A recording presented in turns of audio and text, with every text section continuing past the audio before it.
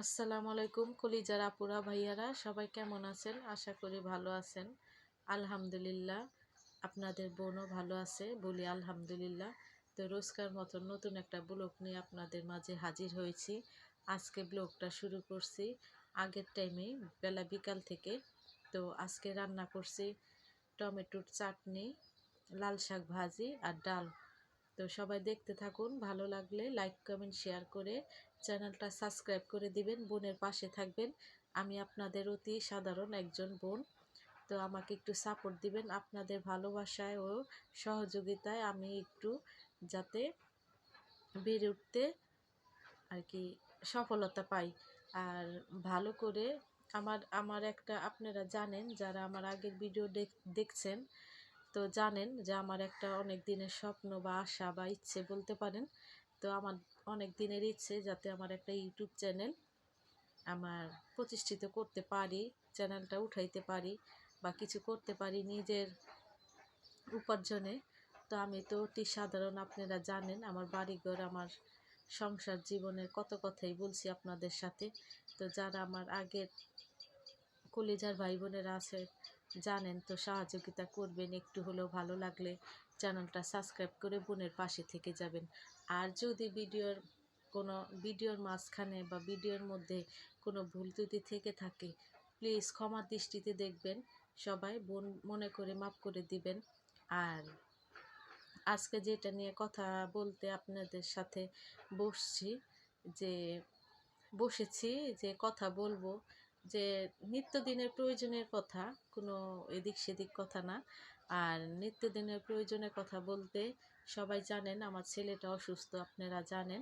তো আমার ছেলেটা আল্লাহর রহমতে একটু সুস্থ হয়েছে। তো অনেকটাই সুস্থ হয়েছে। তাকে নিয়ে মাজারে মানত ছিল আমার আর কি একটা তো মানতটা আল্লাহ দিলে, আল্লাহ চাইছে সেটা পূরণ করতে পারছি। এখন একটু শারীরিক অসুবিধা, সেটাও আল্লাহ দিলে সুস্থ হয়ে যাবে পুরোপুরি। আসতে দেরি লাগে না, কিন্তু সারতে অনেকটাই সময় লাগে, আপনারা জানেন।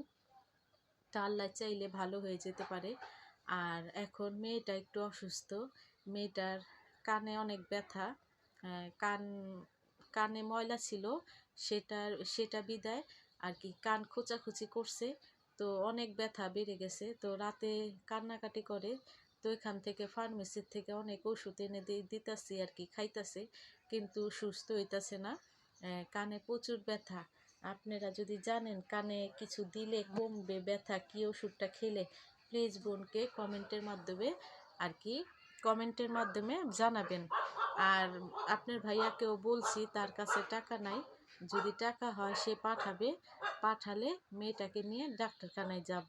তো আমরা তো আর মনে করেন বড় কোনো ক্লিনিক বা বড় কোনো হাসপাতালে যেতে পারবো না, সাধারণ বাড়ির কাছে বা বাড়ির একটু দূরে হলো, যে নদীর ওপার, আমরা তো থাকি জানেন কেরানীগঞ্জ, আর যেতে হবে নদী পার হয়ে মিরপুর হাসপাতাল আমাদের বাড়ির বেশি দূর না। সেখানে আমরা যাই, গরিব বলে কথা, সেখানে যাই। সারাদিন লাইন ধরে কি করতে হয়, এটার জন্য আমি সহজে যেতে চাই না। তো ওখানে যেতে হবে, আর মেয়েটাকে দেখাই না, ওষুধ খাওয়াবো। তো সবাই দোয়া করবেন আমার ছেলে মেয়ের জন্য, আপনার ভাইয়ার জন্য, যাতে সে সুস্থ থাকে। সে সুস্থ থাকলে আপনার ভাইয়া, আমরাও সুস্থ থাকতে পারবো। কারণ আপনার ভাইয়া কাজ কাম করলে আমরা খাবো, আমাদের সংসার চলবে। আর আমার ছেলেটা মনে করেন কাজ করে, আপনারা জানেন যারা ভিডিও প্রথমে দেখছেন, একদিন হলো। তো আমার ছেলেটা কাজ করে, যা পারে আমাকে এনে দেয়, দুজনের আর কামের টাকা দিয়েই আমি চলি। তো সবাই দোয়া করবেন আমার জন্য, আমার শরীরটাও যাতে ভালো থাকে, আমি যাতে বুঝে শুনে আর কি সব কিছুই করতে পারি। তো দেখতে থাকুন, ভালো লাগলে লাইক কমেন্ট শেয়ার করবেন। আমার ভিডিওটি দেখতে থাকুন, কোথাও যাবেন না, না দেখে বোনের কথা না শুনে। তো শুনবেন, কে আর কাছে কেমন লাগছে, কেউ বলতে পারেন যে ফাউল কথা বা কোনো কিছু, কিন্তু এটি আমার অনেক কষ্টের কথা আর কি বললাম আপনাদের সাথে, আপনাদের ভাই বোন মনে করি তার জন্য। আর মনে করেন দেখেনি তো গরমকাল এসে পড়ছে, তো আমার ঘর দুয়ার ঠিক করতে হইব। আপনার ভাইয়াকে বলছি যে সে টাকা পাইলে দিলে, কিন্তু 1 মাসের বেতনে তো কিছু হবে না, 2-3 মাস কিন্তু 2-3 মাস করতে করতে মনে করেন আবার বৃষ্টির দিন এসে পড়লে আমার অনেক অসুবিধা হইব। তো সবাই দোয়া করবেন যাতে আমি তাড়াতাড়ি আপনার ভাইয়া কাজ কাম করে টাকা পাঠালে যাতে আমি ঘর দুয়ারটা ঠিক করতে পারি। এর মধ্যে গরিব মানুষ হলে যা হয় আর কি, একটার পর একটা নানান বিধায় অসুবিধা হতেই থাকে। তো অসুবিধা হতেই থাকে।